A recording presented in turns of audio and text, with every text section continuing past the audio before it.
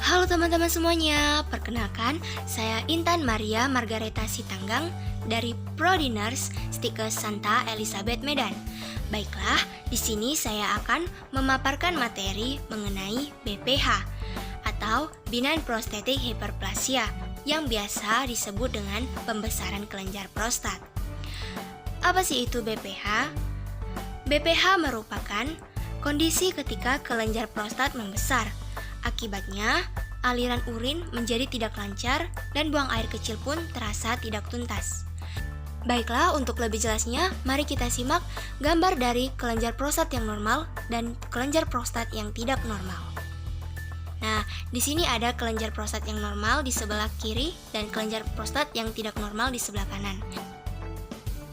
Untuk penyebab khusus hiperplasia prostat belum diketahui secara pasti.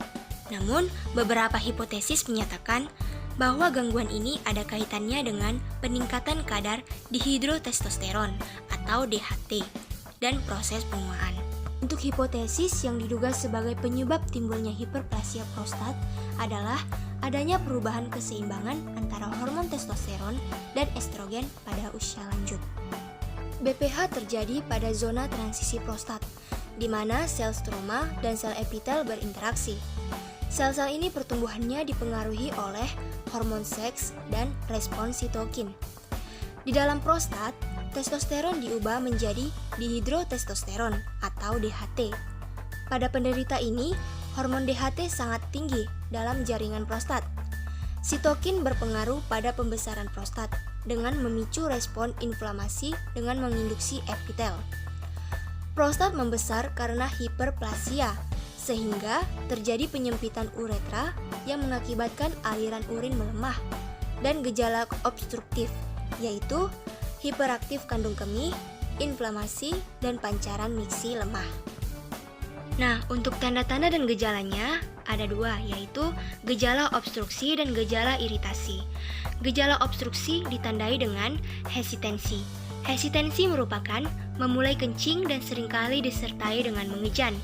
Yang kedua yaitu terminal dribbing, di mana menetesnya urin pada akhir kencing.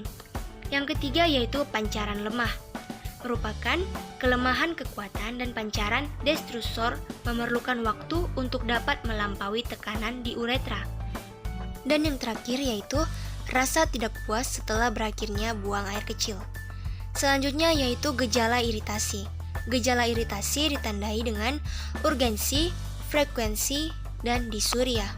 Pemeriksaan diagnostiknya meliputi anamnesa, pemeriksaan fisik yang mencakup pemeriksaan tekanan darah, nadi, dan suhu, pemeriksaan abdomen, pemeriksaan penis dan uretra untuk mendeteksi kemungkinan stenosemeatus, struktur uretra, batu uretra, karsinoma maupun fimosis.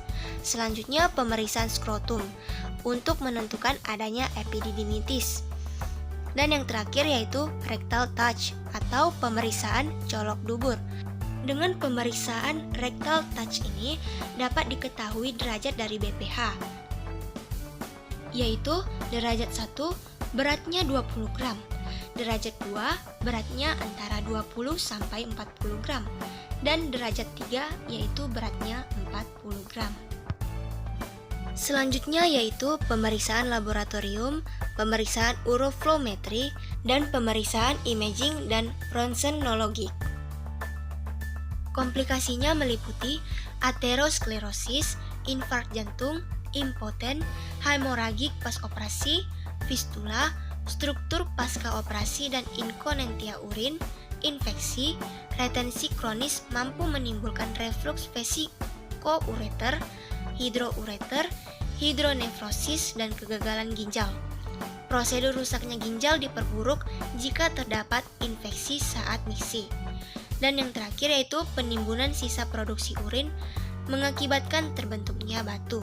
Selanjutnya, untuk penanganan BPH ini tergantung pada beberapa faktor, antara lain ukuran prostat, usia, kesehatan secara menyeluruh, derajat ketidaknyamanan atau gangguan yang dialami, dan penanganan BPH sendiri dapat dikelompokkan menjadi dua, yaitu penanganan BPH dengan gejala ringan, biasanya ini cukup dengan obat-obatan, dan perubahan gaya hidup.